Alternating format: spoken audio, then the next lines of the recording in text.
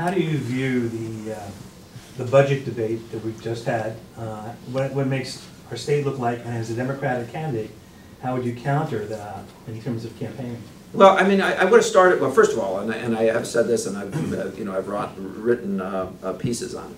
I would have started very differently. In fact, so let me take you back. Last November, I was asked to be the keynote speaker at the Association of Not-for-Profits in the state.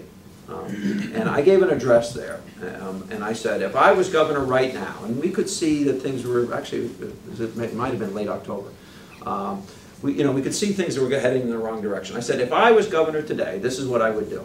I would take stock of the safety net. What is it going to take for us to provide the level of services we currently provide to those who are most dependent on government? Right? And I would build my budget from there once I establish what that number is. And then I would have presented, when as governor I was required under the Constitution to give a budget address, I would have presented a budget that was in balance.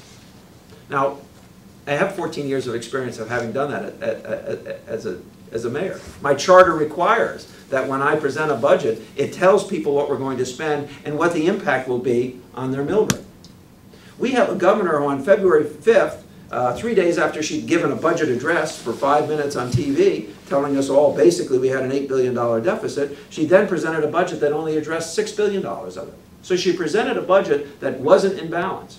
And what amazed me is then editorial after editorial in this state, congratulated her for balancing the budget without having to raise taxes. Well, she didn't do that. And she really poisoned the water. And from that point until she was actually forced to admit what the budget deficit was wasted time and poisoned water.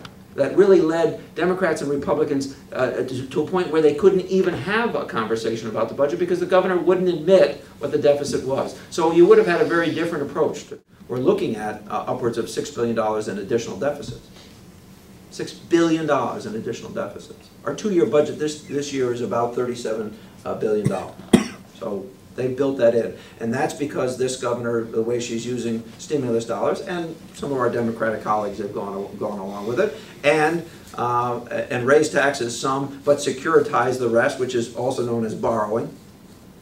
And I think this budget has too much borrowing or securitization, not enough realism, which is raising revenue, and quite frankly, a lot of displacement with stimulus dollars. So there's going to be a real crisis coming at us, and now this is my point to you. You might want to hire somebody who's actually run something.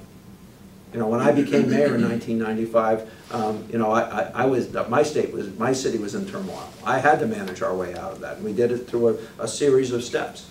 And I think that's my argument to at least the Democrats in the state is hire somebody who's actually done something. Being a successful mayor of the fourth largest city in the state, and the only one that's grown population and grown jobs and grown housing, and has an acceptable tax rate, albeit perhaps some of my constituents would argue too high, is pretty good preparation to be governor of the state of Connecticut. But honesty, transparency, and I'm willing to take the heat for the decisions I make.